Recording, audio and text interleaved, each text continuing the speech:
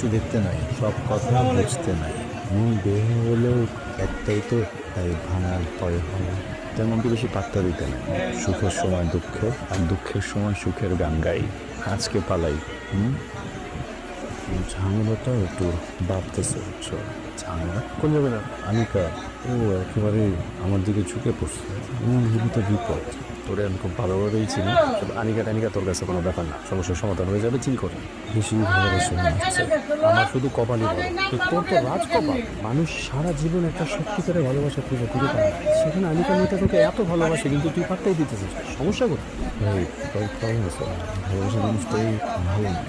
এটা কথা ইউজ করবো? আমাকে তোমার কেমন লাগে মুখটা? কিছু না। রিকোয়েস্ট করি, তুমি আমার প্রেমে পড়ো না প্লিজ। কেন? ভীষণ ভালো লাগে প্রেমে পড়লে একটা সময় সেটা ক্ষয় হতে থাকে। ভীষণ ভালো লাগাটা আর থাকে না।